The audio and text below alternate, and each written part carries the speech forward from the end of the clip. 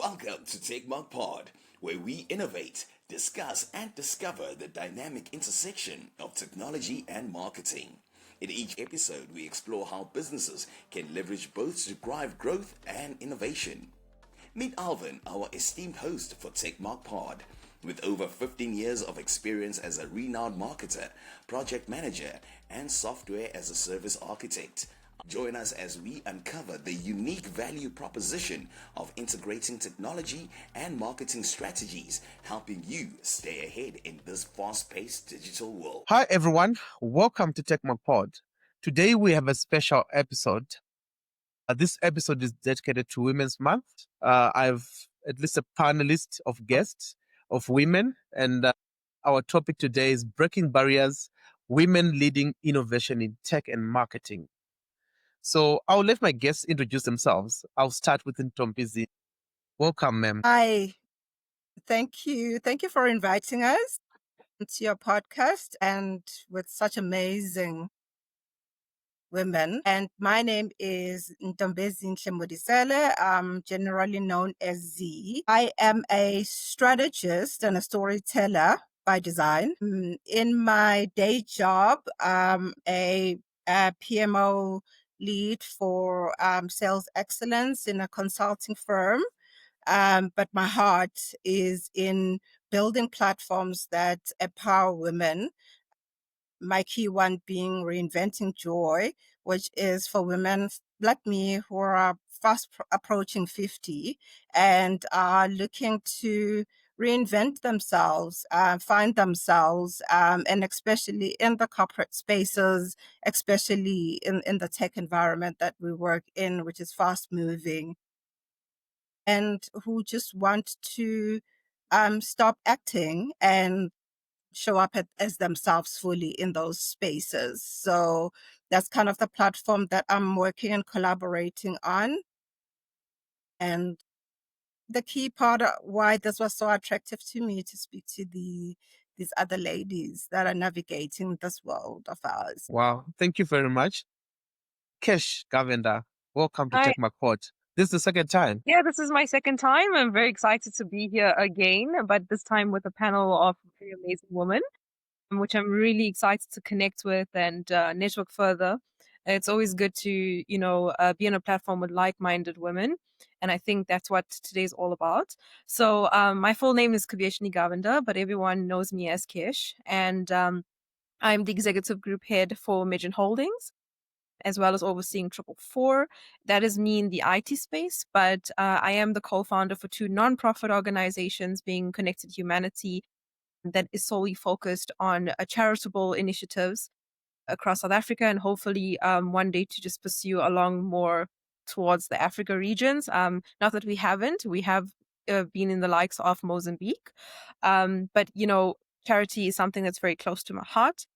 Second of all, like we said, today is all about talking about women.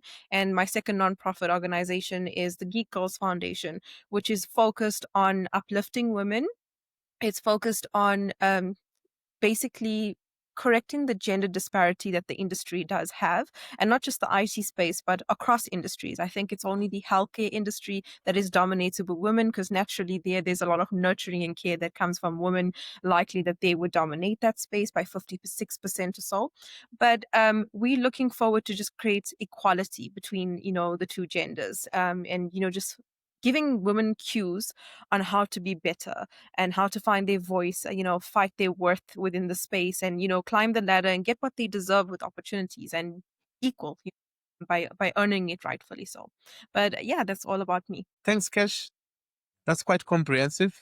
Ndi, welcome to Techmark Pod for the second time. Yes, thank you so much, Alvin, for this opportunity and also for being part of the panel, meeting amazing women that are striving out there in different companies, in different places.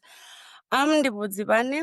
I'm a PMO lead with about 18 years of experience running complex projects. I am really passionate about running projects, small or big, and also sharing my knowledge. Currently, in my role, I have been doing a lot of mentoring and coaching.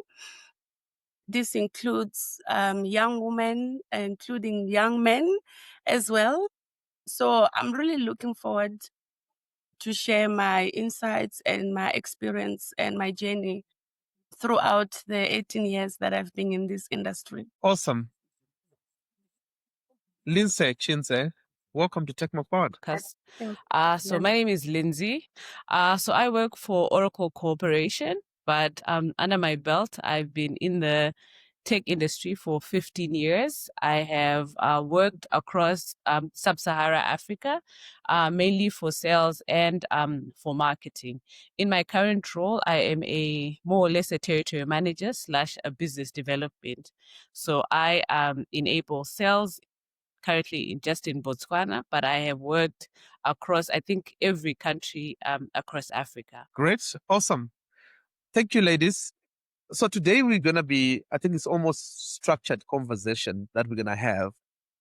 I think what I need to hear more is both your experience and how you've navigated through the industry, which is more male dominated. So from my experience, I'll start with my experience. Funny enough, Ndivhuho, she was my project manager. Amazing project manager. That was back in 2012. She was an amazing project manager leading a team of, it was more male dominated as well, that team. And she was like the only lady, and specifically, I should say black, right? During that time. So I'll start with the Ndivhuho. I think I just want to understand, how have you navigated this IT industry to where you are now? You're a PMO lead. Yeah, I think for me it has been a journey, a very interesting journey. I started to be a project manager or a project coordinator when I was about 23 years old. And it was only male, I remember, at that time. And it was quite interesting because I was the only black. It took me a while to really understand myself because I got lost in the midst of the male dominated. And secondly, I got lost in the IT technology and the words, because I come from engineering space. At that time, I was working at manufacturing, so I knew how production should run. And here I am in the IT space as a project coordinator, and I'm supposed to really manage and support the project managers.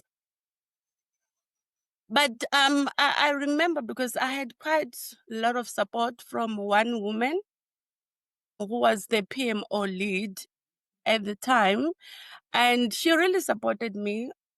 She actually, the first recommendation she did was to take me to school to actually learn how to speak properly, actually. So that, I think it opened doors for me, because I started really realizing who I am, the authority that I have as a Black woman. It did not take me a while on that position as a project coordinator.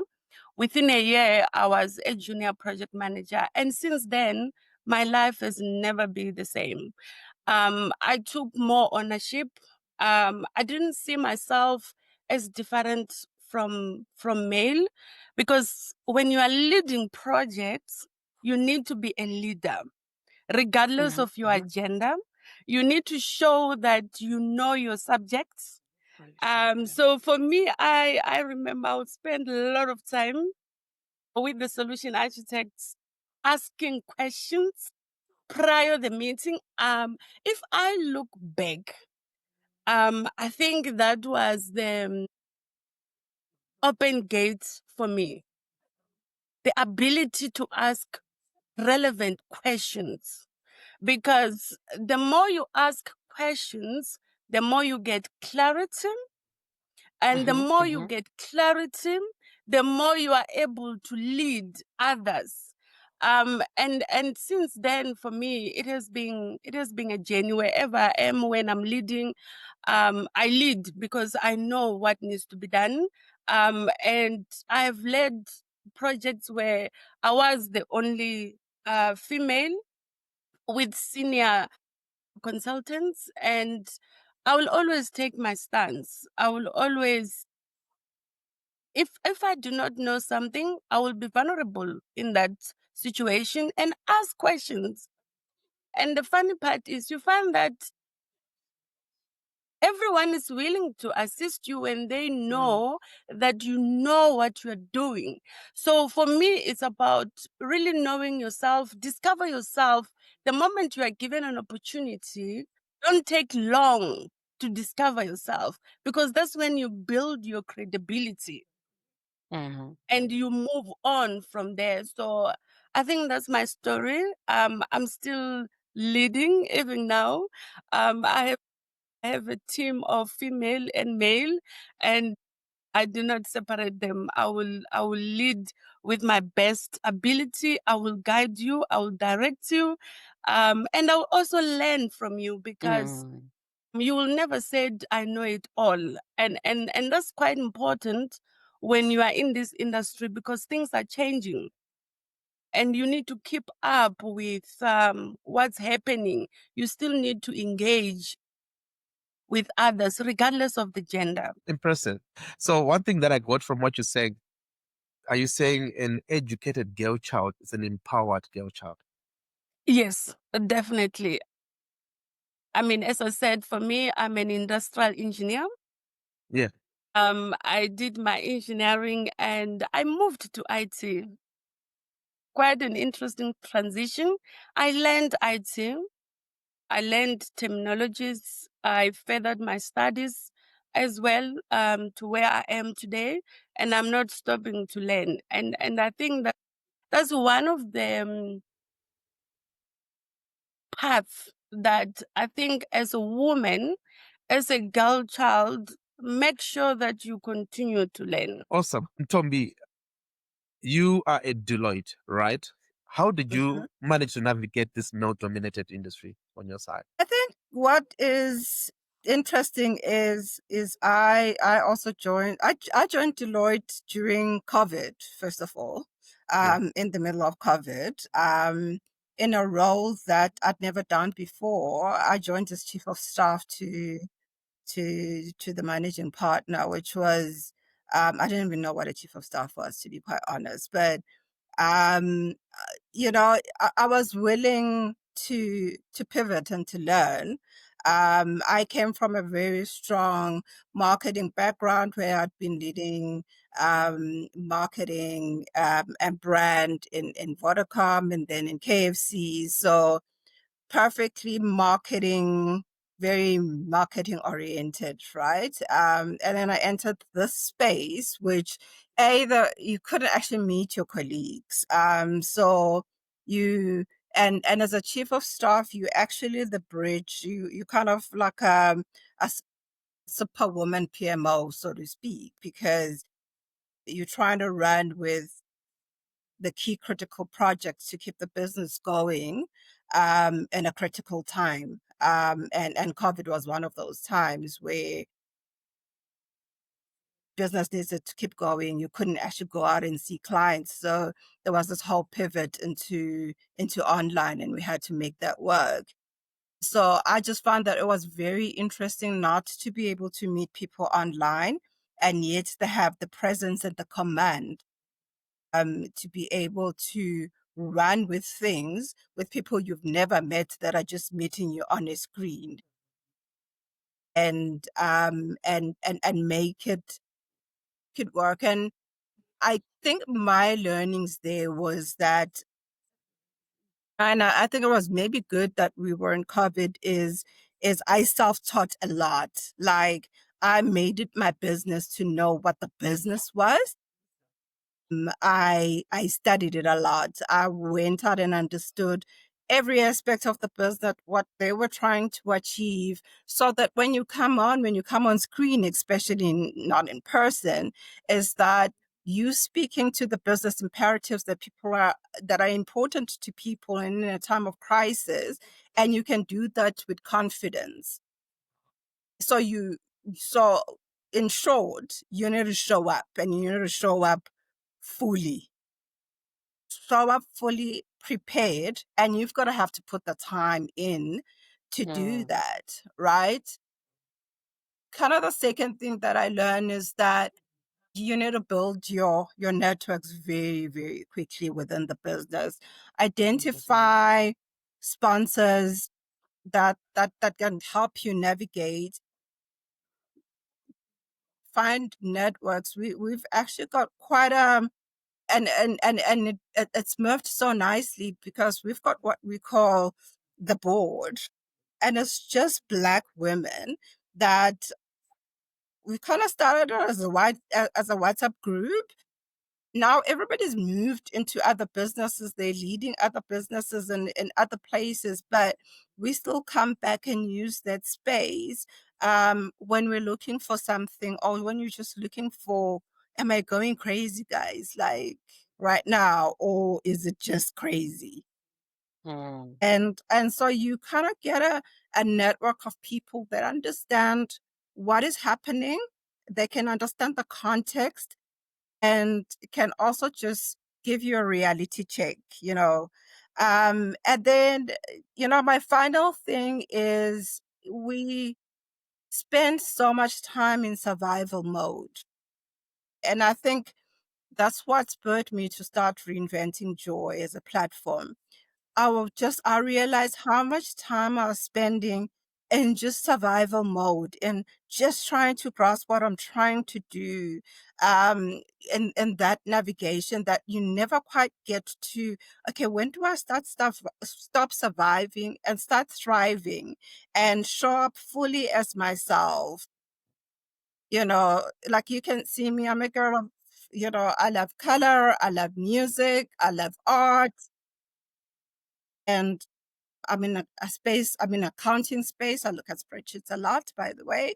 But, I got to a point where, do the work and bring yourself fully into it, but don't survive, thrive. Actually start to use the best parts of yourself, which is the creative in me, to transform the work that you're doing, to become, you're doing spreadsheets, but you can actually, because the work that you do, the insights that you get are actually insights and trends that help us move further into what products needs to be next, right? Once you understand the trends and the numbers coming in, then you actually become the bridge of helping the business understand where it goes. So use yourself. Start to find those things that fuel you outside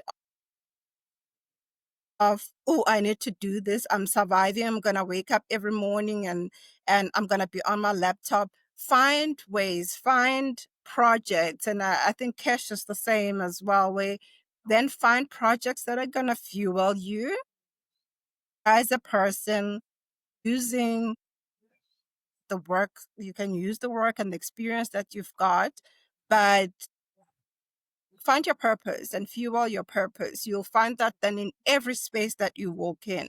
You can walk in with the confidence of knowing your purpose and plugging it in.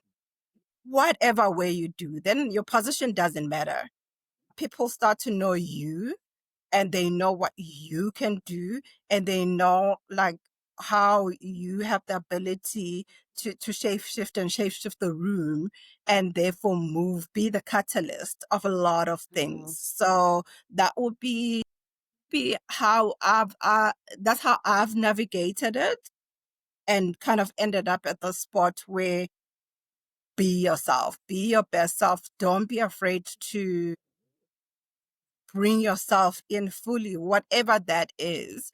The people that matter will use that, and the right leaders will use that to make magic work, to make profitability work. And if you are passionate about purpose, you can play a part in being a purposeful company, right? So just bring yourself fully, and don't shy away, don't shrink for anyone. I wanted to ask you a quick question in terms of your marketing experience. Yeah. I just want to know, how did you transition from the marketing industry to the IT industry? Was it Yeah. different the way you navigated throughout those industries? I think I just So want to highlight of the yeah, marketing industry. so I must say that I loved marketing and I loved creativity. And I think after heading up corporate communications at KFC, part of my hunger was, I actually love business. I don't know how to put it. It's I want to be, I loved marketing even then, that was informed by insights, by numbers, so to speak. So what was this translation of the marketing that we did? How did that translate into sales? So I was a stickler for that, right? It's like, don't do creative work and great, amazing work for the sake of it. How does it transfer to a business strategy? And can we go back and measure what our work did for business development, right? Whether it was growing a current brand or product, or did it give a spin-off into a new product proposition? So I was branded marketing, but I very much pushed into data-driven marketing. And I think that was critical. And I do think that's what made business take the marketer that I was very, very seriously. The shift into being chief of staff was crazy, because I didn't know. I thought chief of staff was mostly project management, but realized that very quickly being chief of staff is taking a lot of things that don't make sense, that are happening, making them make sense and making them work for the business, right? You kind of get hit by a million different moving data points, so to speak. And at any point in time, you need to be able to take that data point and plug it into something that is a catalyst for moving the business forward and move everybody into that. So it took me a while, I must say, and I think it took me a while, especially since I wasn't able to interact with people. I had to create spaces to interact with people, and technology was great for that, right? I think there's so much that we've now discovered about technology that, we're all sitting in our homes and we're having an amazing podcast. We haven't driven anywhere and we're truly connecting.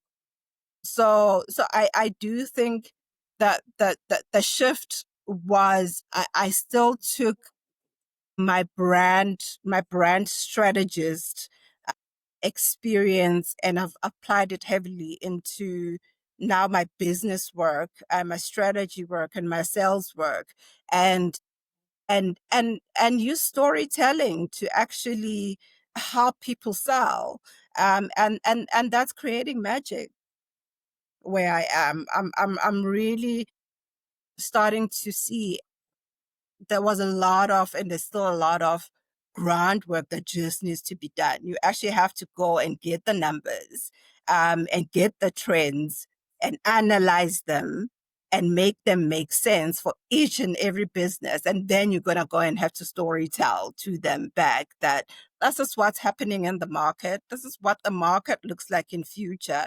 If we don't do 1, 2, 3 in horizon 1, 1, 2, 3 in horizon 2, 1, 2, 3 in horizon 4, we're not gonna achieve what we're gonna. And so it's a carrot and a stick type of work, but very rewarding when you start to really get involved in and some great deals that are being crafted in the country. I love where South Africa especially is going, in just what I see in the background and how technology is being humanized. That's quite positive, because many times when you speak to people, they talk about the future being bleak, and I love the positive that you're talking about. I'll come back to you to discuss the platform that you mentioned, right? Yeah. I'm gonna go to Lyndsey. Lyndsey, you went to the sub-Saharan Africa. I'm sure you've got a story to tell. So myself and Lyndsey, at one point we started in the same library. We're at the same university in Zimbabwe, Midland State University. Yeah, Lyndsey. Okay, I think for me, the main resonating point for me that I would want to share to any other girl is to be able to dare to dream, right? I came from a small town in Zimbabwe that most people barely know, because most people know Harare, Bulawayo, and Victoria Falls. I came from none of those towns, right? But after college, and also the college that we went with Alvin was also in some small remote town. But I then moved to Harare when I was like 24 to start my work career, and I started in a telecoms company. Even the way I just encouraged myself to say, you know what, just go for it, just apply, you know. It was a startup telecoms company, but they gave me a chance, right? So that's also one point that, you know what, in industry, you don't need to start with a big network or anything like that. There are people out there who see your potential and just be willing to give you a chance. I don't have anything that's backing me up apart from my academics, the degree that I've done. I have zero work experience. But from that interview, then the chief of sales, right, just gave me a chance to say, you know what, I see a bit of potential in you, right? And it was for a customer service role. I started working there, customer service, but since it was a startup company, there was like so much room to grow. The company was scaling up quickly, and before you know it, I was an account manager. The technology that we're selling was still new in the market, but you know what? It made us fearless in the market. You would go out there, you know, just saying to yourself, you know what? I'm going to preach the word that we've been told, that this is what this product does, and it's going to do it in the market. And you would go out there, you'd sell. So at the end of the day, you're now starting to build yourself a reputation, right? You have some level of credibility, because at the end of the day, the more you want to progress to other organizations, you have to have a story, more or less, to say, you know what, this is what I have done. Your works will speak for you. So now I'm starting to have something that I'm carrying behind me. But then, so that was a locally based company, but I dared to dream to say the technologies that we were selling, right, were from global companies. And I say to myself, you know what? One day I actually also want to work for these global companies. So I started researching, searching, etc. Then I started coming across global companies. By 2015, right, I started working remotely way before COVID, way before anyone thought, you know, like there's remote working and stuff like that. I was a remote worker for, you know, for a global organization, selling for the Zimbabwe market. And when I said with my friends, they were like, is that a thing? Is that happening here in Zim? And, you know, it catapulted my transfer to South Africa, where then I started looking after, you know, like different markets, etc., that exposure.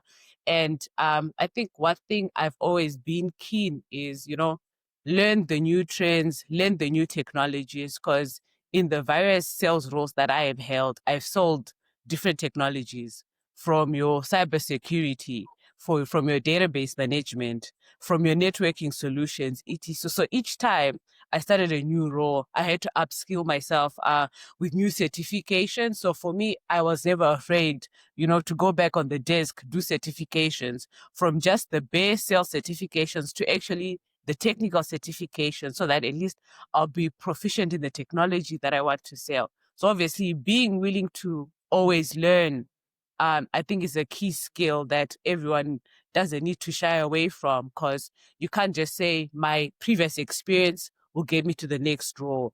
You need to skill up for the future so that, you're proficient and you're not just saying, no, just give me a chance based on what I've done previously, but also I'm coming in holding something new.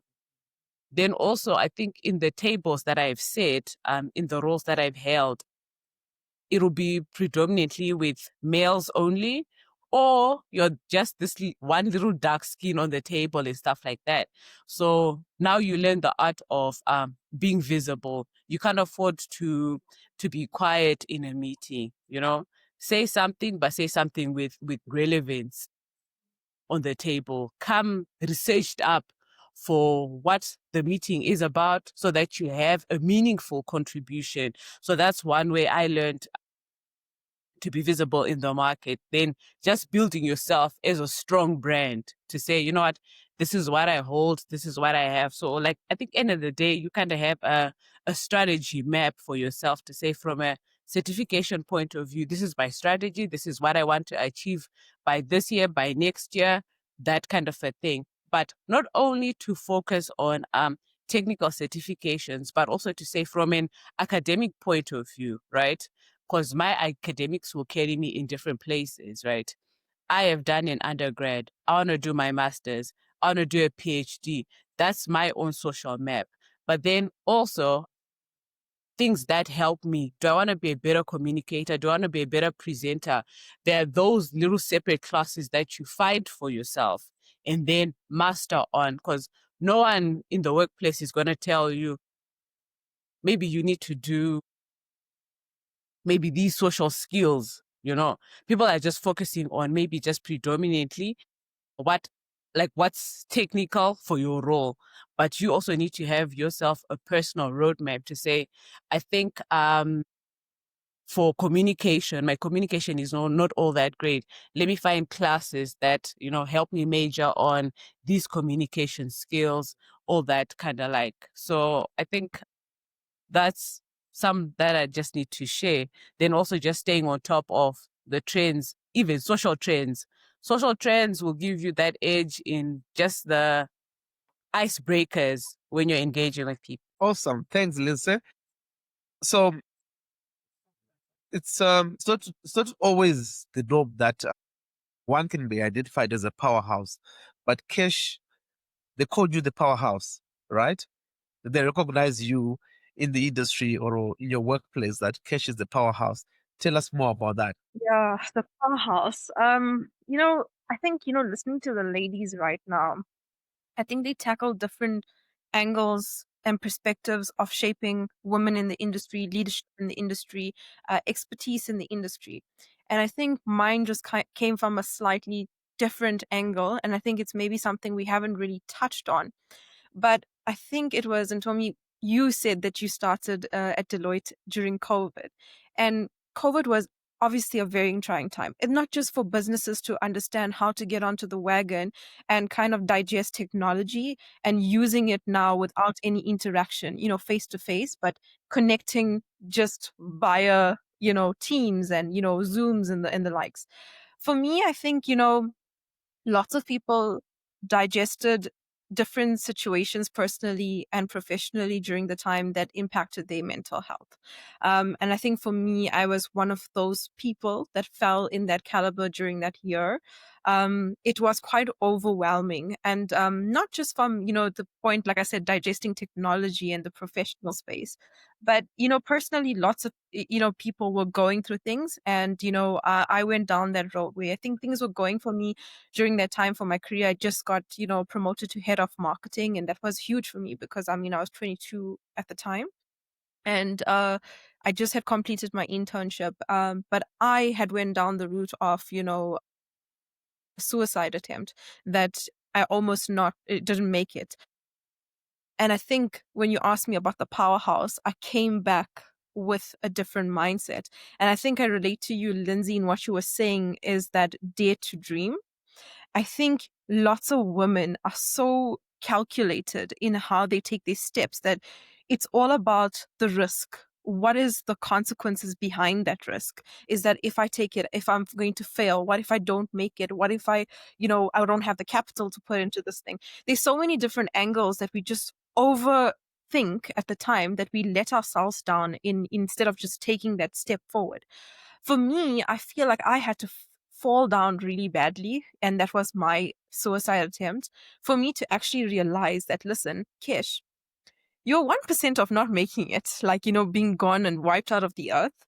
So when I came back with the mindset that I want to take my first step into trying everything that I was too scared to try before. And that was how my nonprofits were born. I like charity, so why not, partner with people that want to do charity, change the world, help, for me, looking at kids on the street signals, mothers on the street signals with their babies. It broke my heart, in many perspectives that I looked at it. And, I brought charity closer to me. Then with the women empowerment, when it came to the nonprofit, like I think all the ladies touch base, it's, women of color. I was actually just maybe the one woman of color in management, and it's difficult to get into. It's also difficult to get into management being so young. And it's always about age. You don't know enough. You don't have enough experience. And trust me, these things have been said to me before. It's not just that you're just sitting there thinking about it. But you yourself know about how to push the learning curve, like Ntombi also mentioned, and Indy and Lyndsey said.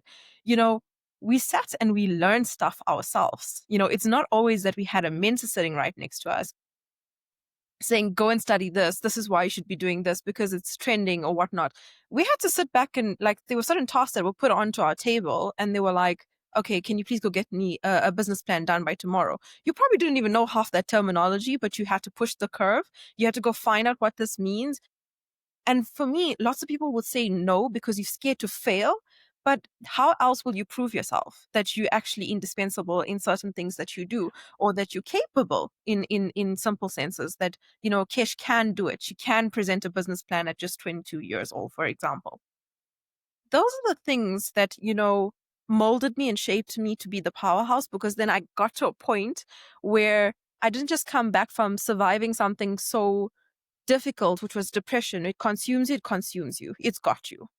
I kind of just got to a point where it was Kesh taking on depression, but taking on her career head on, having this nonprofits moving at the side. And then you have people asking me, but where do you have time to do all of this?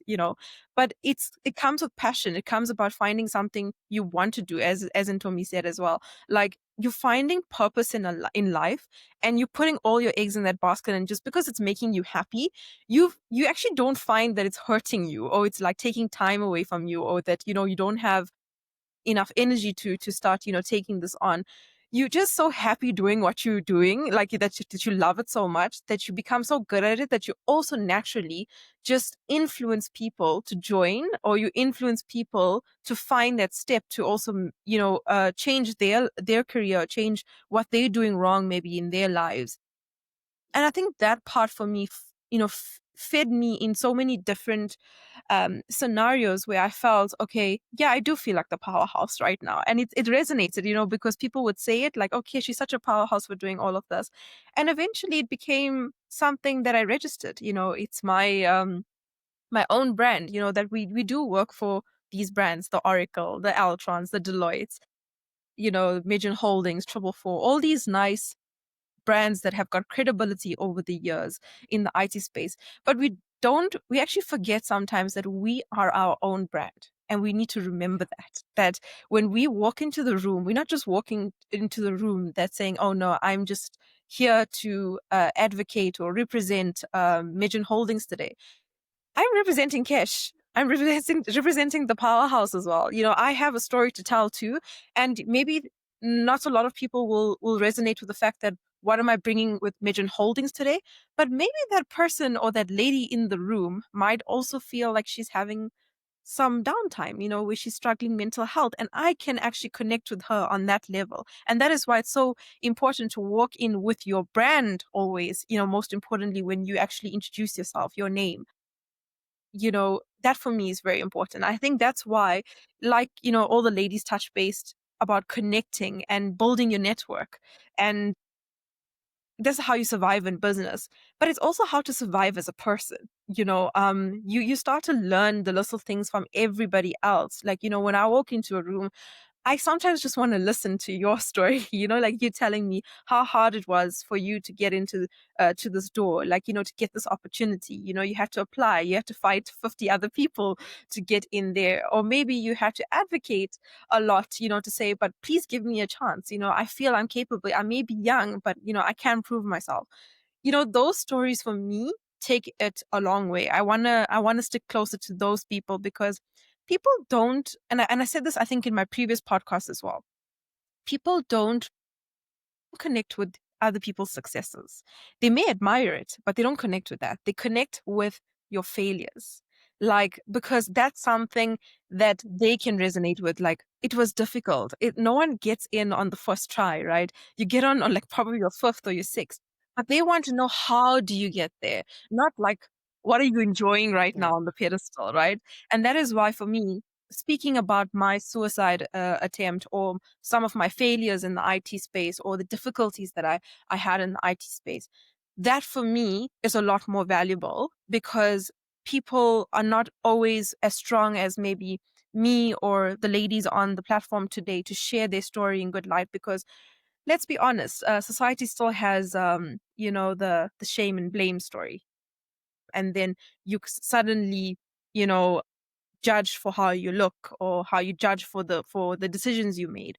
And that's not anyone else's story. It's your story. So why should you feel, or why should I stand here and feel like, oh yeah, people thought I was too weak, that is why I tried to commit suicide? No, it's not weak. It was how I felt at the time. It was my predicament at the time. And I had to digest certain feelings that I was going through, which was tough for me.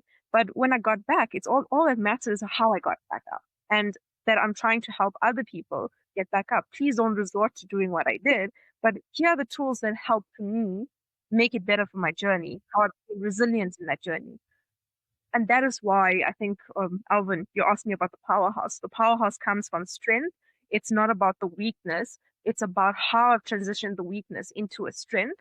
And that's what we should do, shaping the different issues that we are facing with professionally.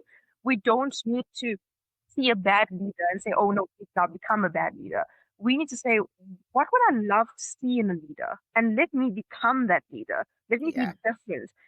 Let me pull people up rather than put them down. Not feel insecure that someone's going to surpass me. For example, if I have mentees right now, if they're going to surpass me in the next 5 years, I'm going to be happy, because that is my success as well, because I helped them. But if they don't surpass me, then I'm not doing a great job. Because why are they not getting to my level? Why are they not surpassing me? Then that means I'm keeping them somewhere. And it should not be like, this is what you should be pushing for. This is what you're valued at from a salary point of view. Push these curves is what leaders should be doing. And that is why and what the powerhouse stands for. Okay, so I wanted to talk about, Ntombi, you said you started a platform to empower women.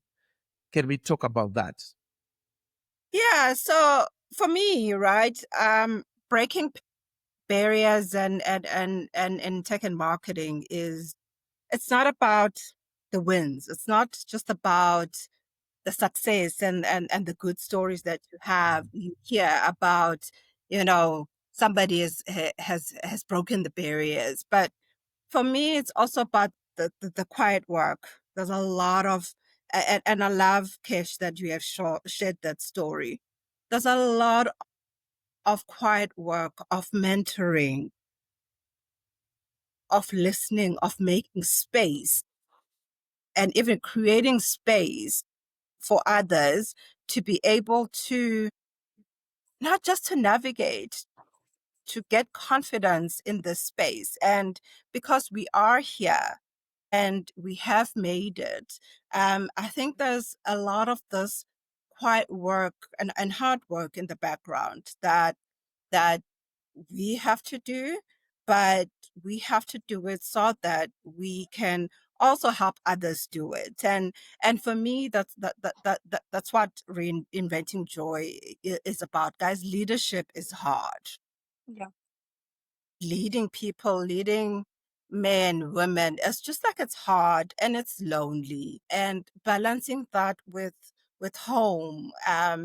You're a mother, you're a wife, sometimes you're um we are Black women. There's certain expectations about how you show up at home versus how you show up at work in the boardroom. And sometimes those don't always work together, right? Even your tonality. And I think especially being African women, there's just these nuances that nobody talks about, and nobody tells you about. And then I hit menopause, guys, where I thought I was losing my mind in every way possible. And I thought, no, you know what? Now I don't know what's happening to my body. I don't know what's happening to my mind. Everything is all over the place. And it just felt that there was no platform or space or safe space where we could and connect and just go like, guys, it's hard, right? That's not Instagram. It's not beautiful pictures. Like sometimes you wake up on a Monday morning, you cry because you're like, I know what I have to deal with today. And I have to deal with it, and I have to be strong about it. And there's times when you have to fire people. That's like, Yeah. there's a lot that goes on, Yeah. right? And I do think that for me, reinventing joy is just, I started it for myself because I was just trying to navigate all these changes that had happened in the past few years. And then I was like talking to people. When you start talking to people and you check out your story out there, in case you probably had the same thing, where you start to get back the same stories, and somebody else goes, "Yeah, I'm also struggling," right? Yeah. It's also like it's hard, and and I just don't know where to go. Like, I'm kind of starting to feel down about it. I'm starting to doubt myself, even Yeah. with all the qualifications that I've got, all the experience that I've got. I just feel like right now I can't do it.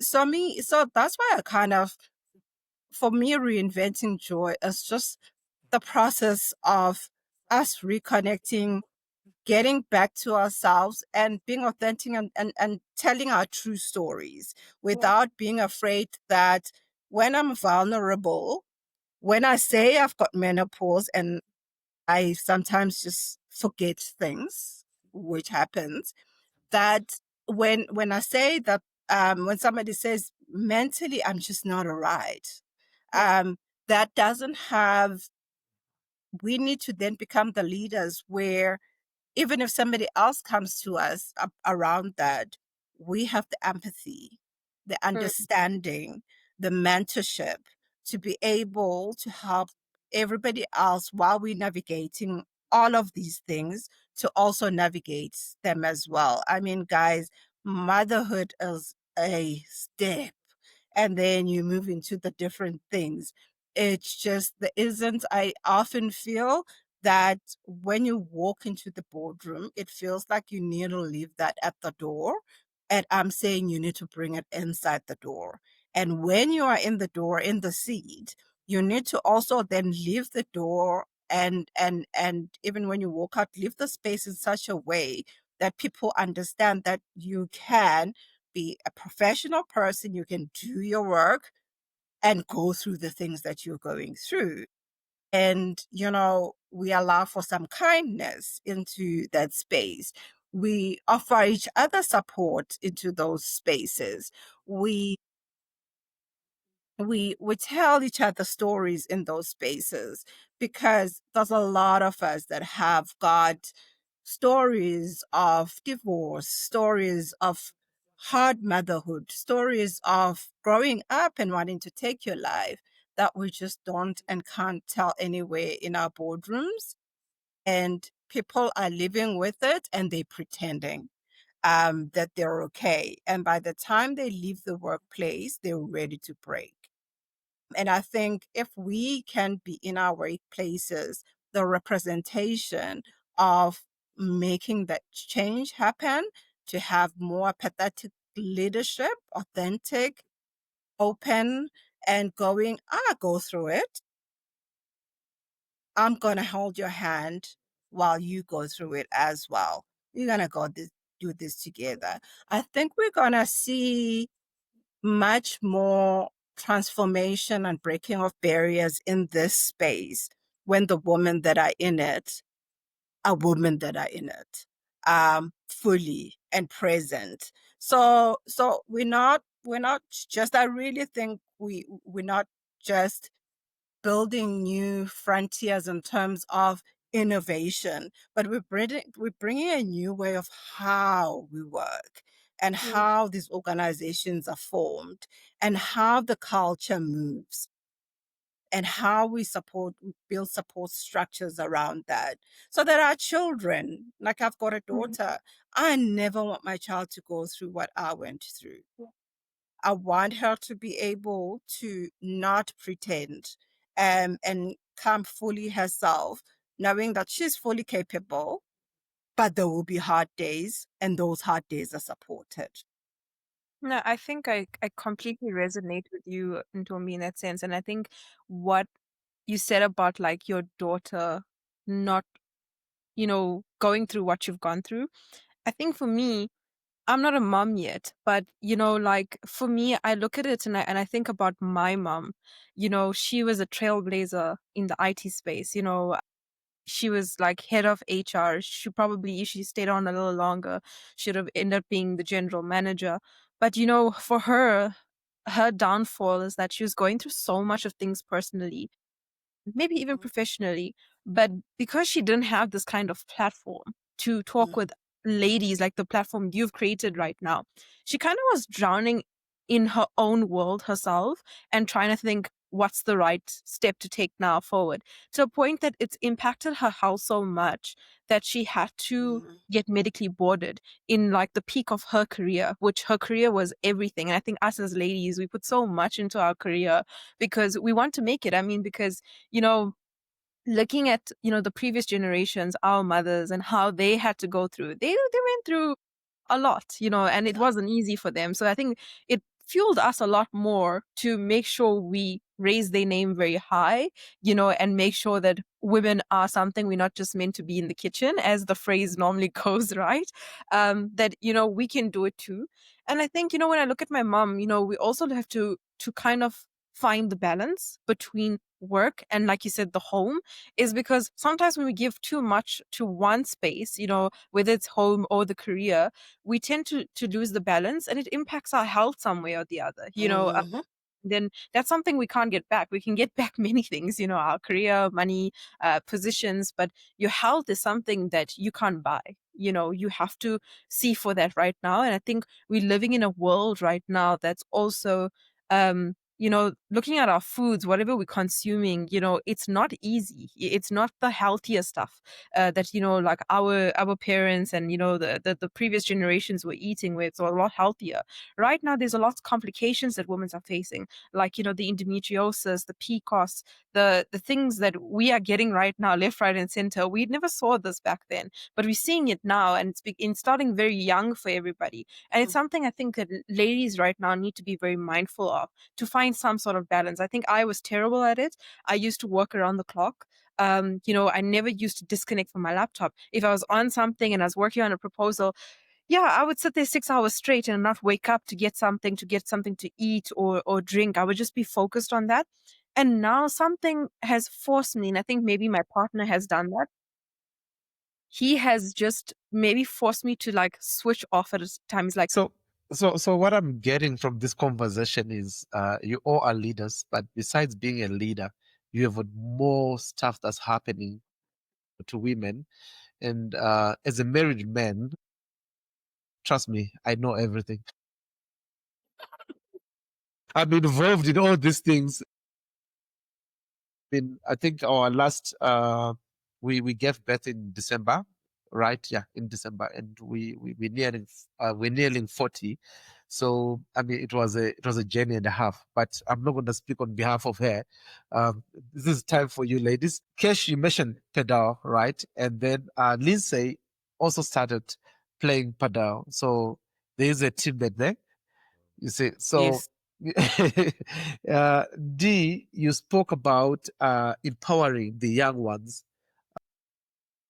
I just wanted you to talk about how have you started empowering them into the IT industry and PMO roles, like you mentioned before. Yes, I think maybe before I got there, it's quite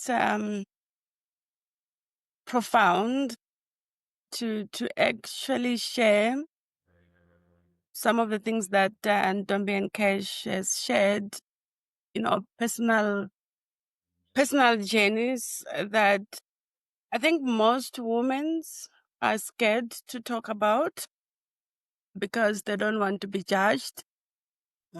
And it really reminded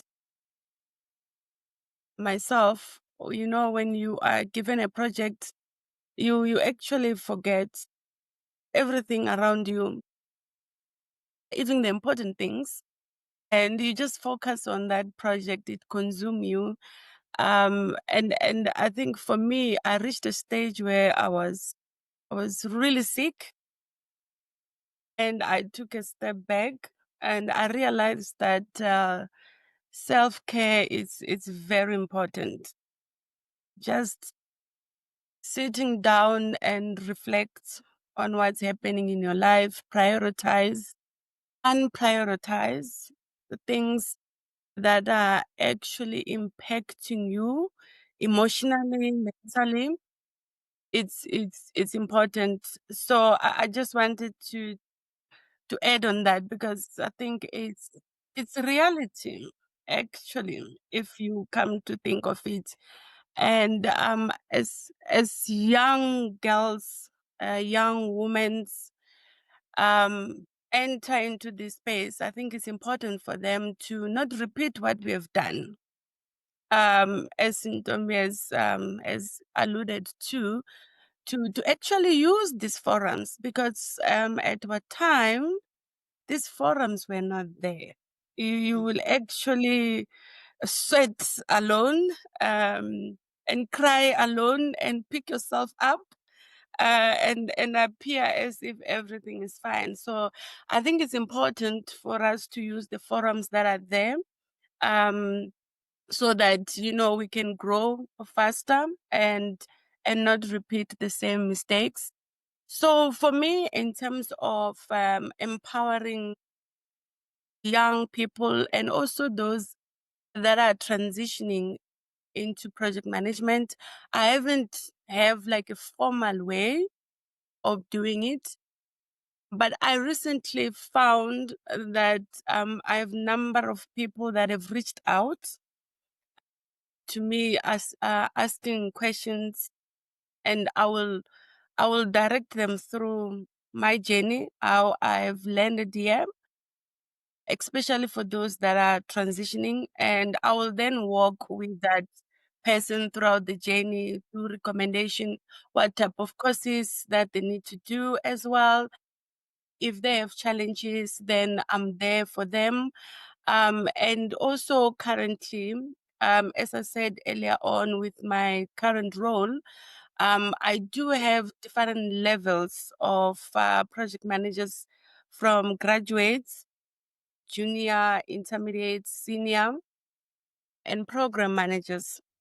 So what I found was how I relate with the different levels. I will actually adjust and provide the necessary advice that are required, so that that person is able to stand on their own. One of my motto is, as a PMO lead, I don't need to be on the forefront to the customer.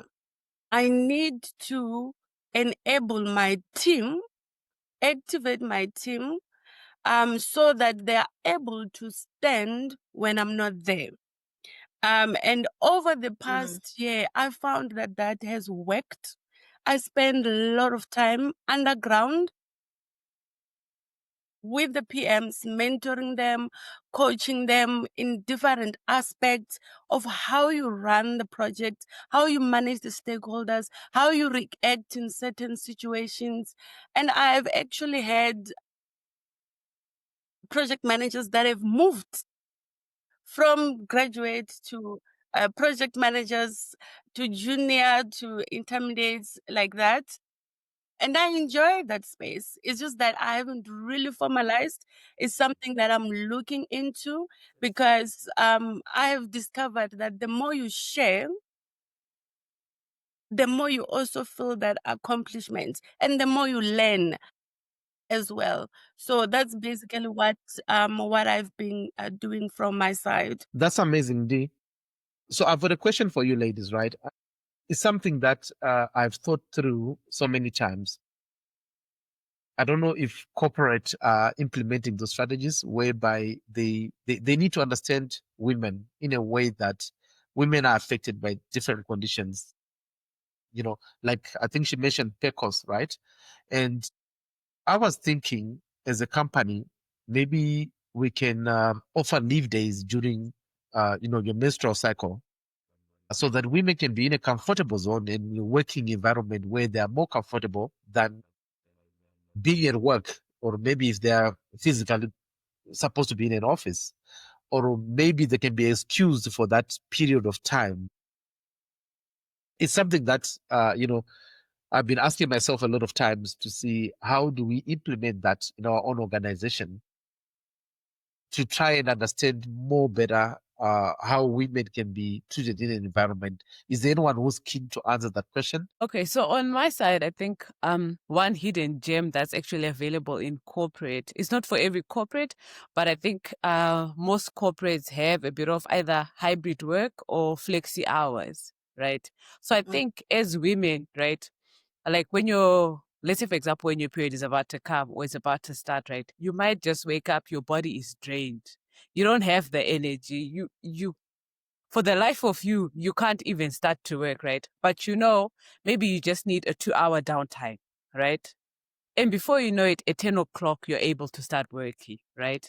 So I'm still achieving my hours, right? But it's the issue of when I can get to start it. I don't have to like force my body to start at exactly 8. But because I've got that flexibility, right?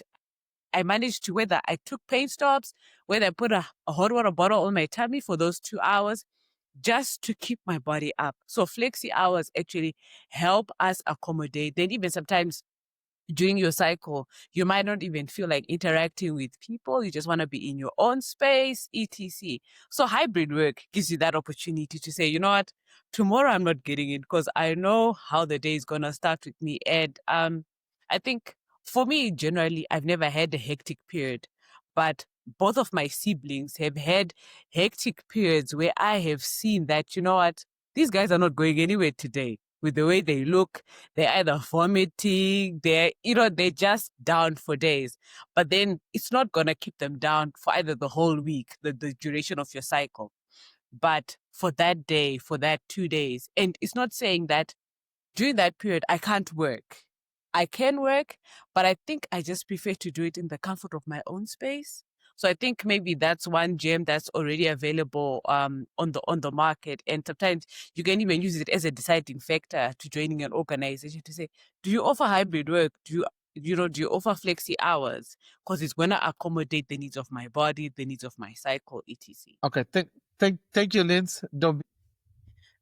So what I was gonna say is, I think also the onus is on us to start being honest about those conversations in the spaces that we in, right? Like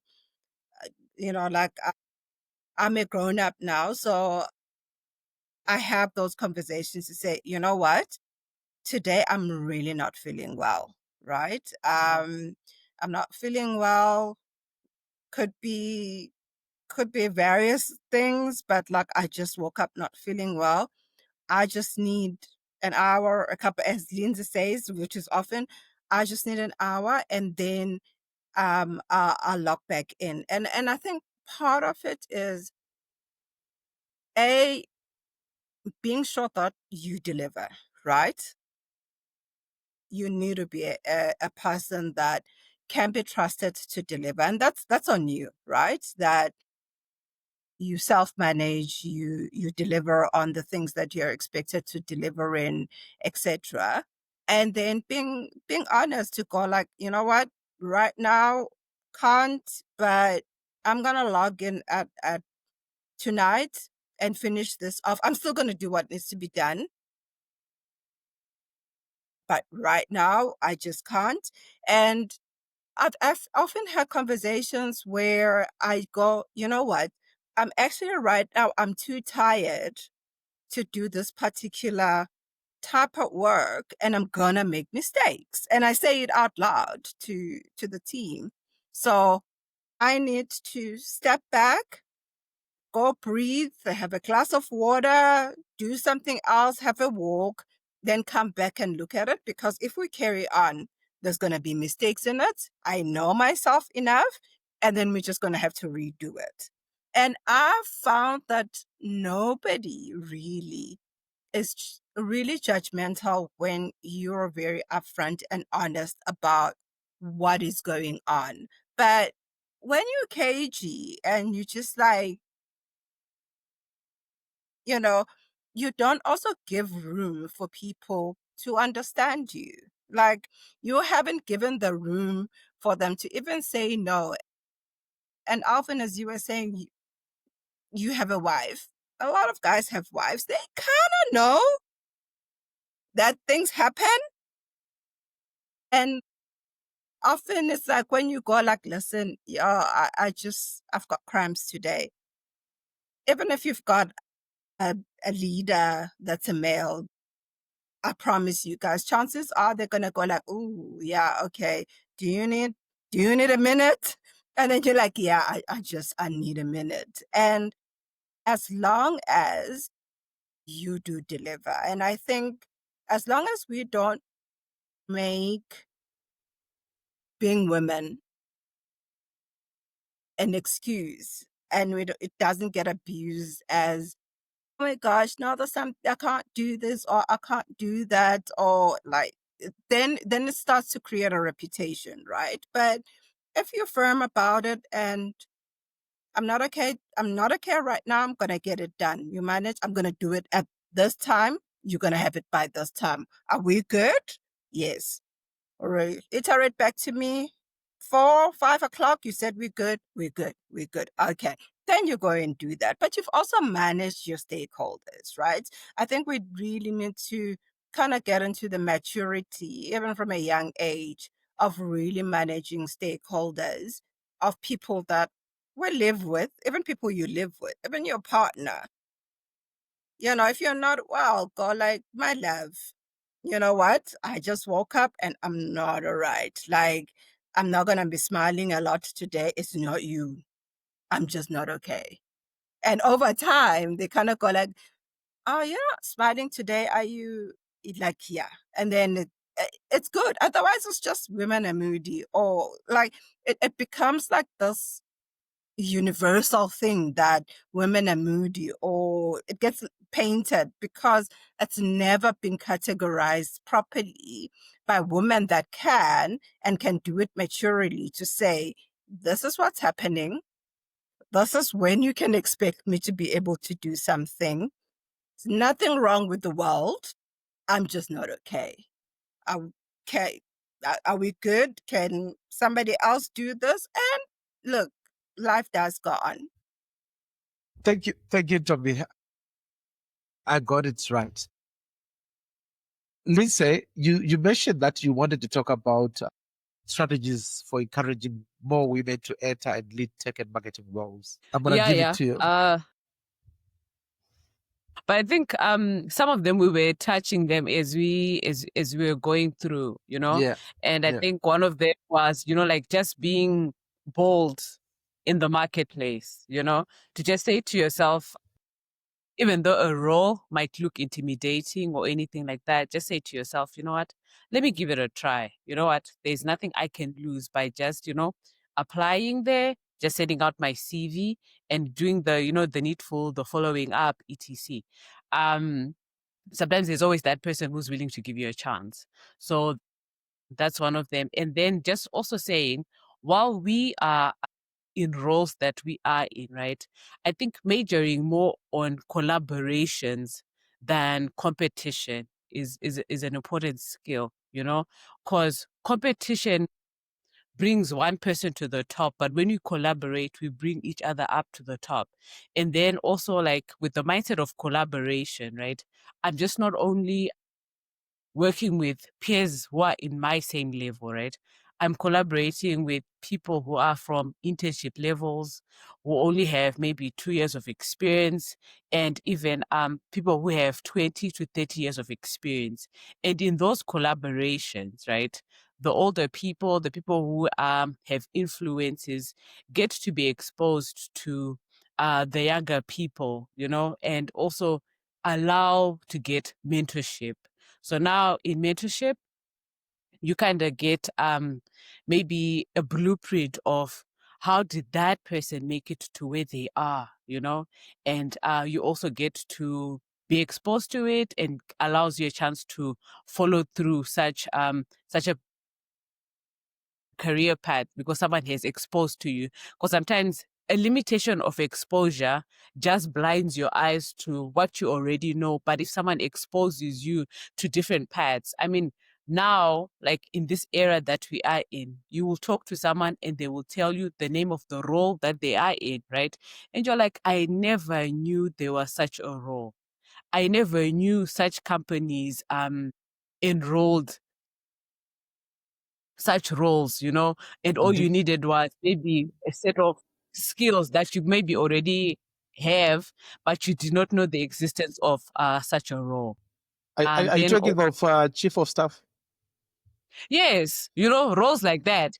Probably, I think the only time that maybe some people have heard the role chief of staff was on USA series, and it had to do with the White House.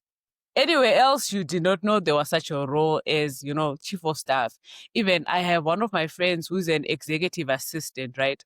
For me, when I heard her role, right, I thought maybe she's more like a PA. It's got nothing to do with that, right? She does deal management and stuff like that, but it's from an executive level. That's why her role is just called executive assistant. So there are so many things that you can get exposed. Just like even like Facebook itself has got some very interesting roles that you'll be like, this is what a person does, and they're paid heavily. But it takes just getting that exposure to say, wow, and then, like someone just holds your hand, takes you through it, and you can also apply, and you're actually, you qualify for the role. So it's those things that I think just giving each other exposure, and then also just building a strong, it's more like a strong support system, right? Have people from different ages, different career paths, they expose you to different things, right? So as you speak, right, you kind of understand different challenges people face, right? And from maybe like Kesh's challenge, right? Then I start realizing, you know what? Maybe I also just need to get help in this area. I thought I was, it was a mild struggle, and I'm just putting it at the back burner. But there are people that have then, before you know it, they've taken like aggressive steps to like maybe like committing suicide. But if I just had maybe listened to her story better and then resonated it within myself, I would have just said, you know what, there's this resource available in my company. Let me just talk to an advisor, right? They advise me whether I'm going to need a clinical medication to deal with my depression, or maybe just the therapy itself, but I'm already taking positive steps.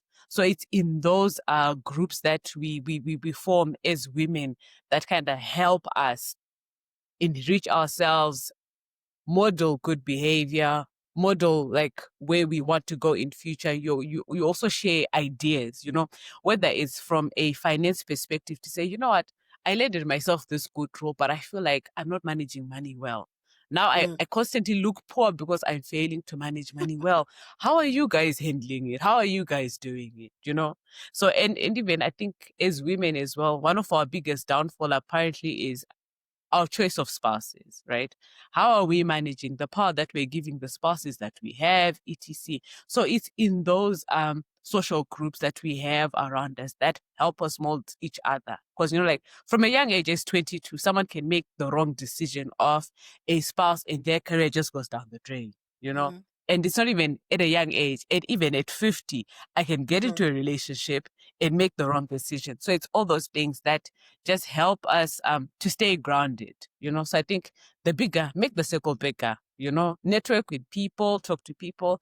It will either help you from your career perspective, from your finances. You should not just look at it as like one focus to say, me networking, I want to get to the next level in my career. It can even help me in my spiritual journey, right? And that spiritual journey builds who I am, helps me to build character, etc., and become a stronger person in my role. Thanks, Lyndsey. I think those were like your parting words because, I mean, that was very mouthful.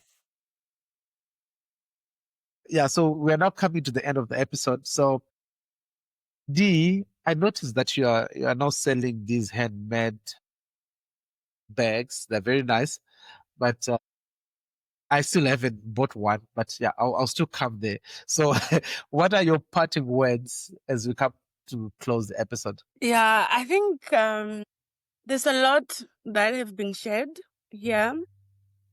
We covered all angles, you know, all the challenges that women out there going through. And for me, I just want to say, you know what? We are unstoppable. We can do so much.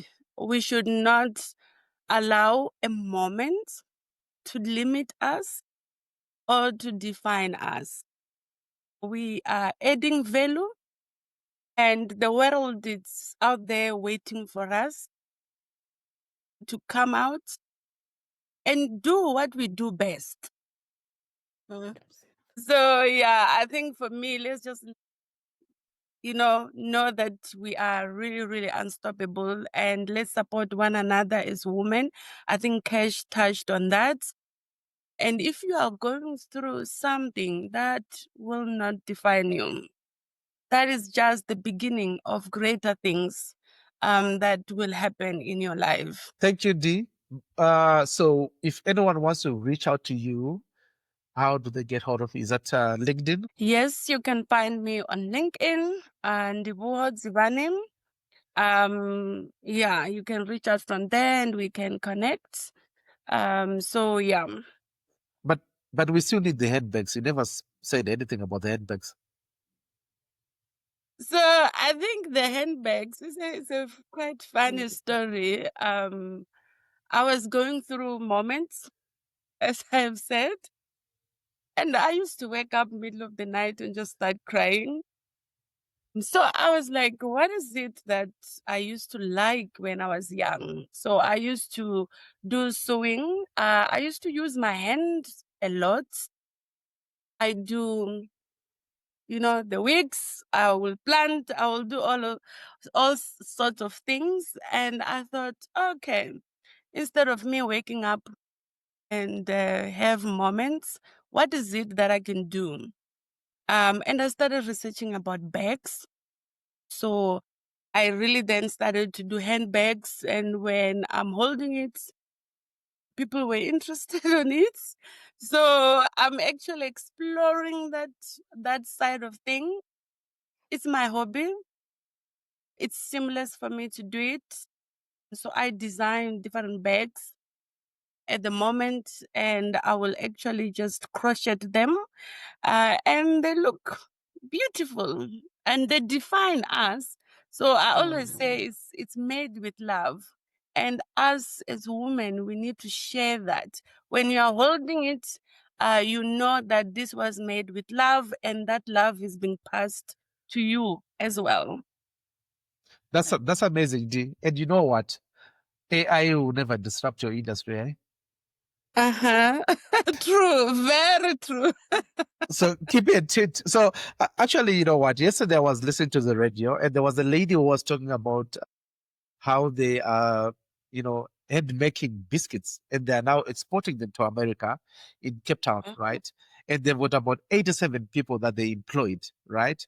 And I think the radio host asked her, why is it you haven't automated this whole process of making these biscuits? And she said, if we automate this whole process, it means that we'll be left with 12 people employed.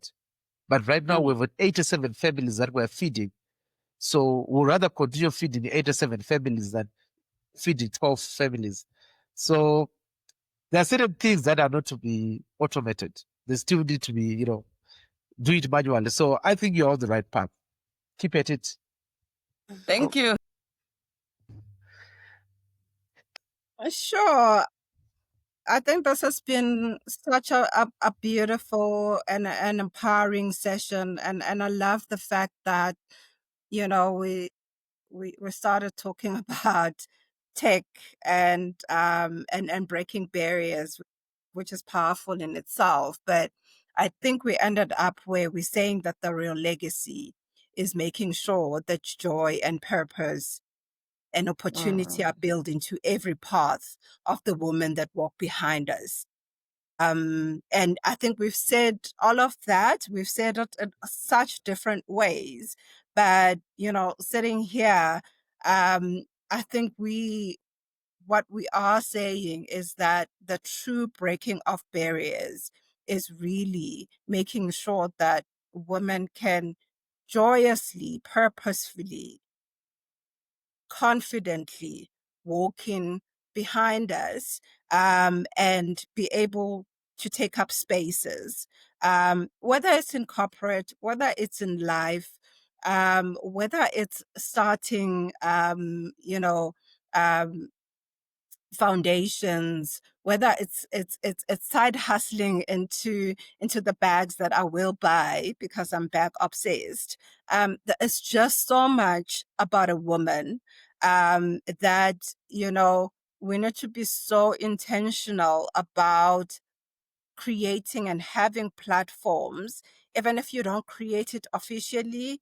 Be the platform, be the brand that just makes it easy for people to come and engage so that you can lead them into something else. And the more of us come together like this, then it stops being a podcast, it starts being a movement. And I really honestly think that's the change that we can make bit by bit by bit. And it doesn't need to be organized by anyone. It's us doing what we're doing and then coming together. Like, there's power here. And I'm really honored to have met the ladies. I'm looking forward to having you being part of my journey, because you will be. And I'm looking forward to you being part of my journey, and anyone who's listening to the podcast as well. I think we'd love to hear your stories and the things that you're overcoming and the things that you're struggling with, so that, we can just start this movement of support, of speaking out, of being authentic about things, and changing the environments that we work and live in. Awesome. Thank you very much, Toby. Am I right that if anyone wants to get in touch with you, they can look you up on LinkedIn? LinkedIn is the easiest. I'm pretty easy to find. Ntombezinhle Modiselle. If you pop me a message there, man, let's connect. Let's make these things a reality, not something we just speak about on Women's Month. Awesome. Thank you very much, ladies. I think it has been a pleasure. And thank you so much for joining me on this special episode of Techmark Pod. It's something that I appreciate a lot. So, yeah, thank you very much. Thank you, everyone, for watching Techmark Pod. Don't forget to share, subscribe. See you on the next episode. Thank you. Thank you.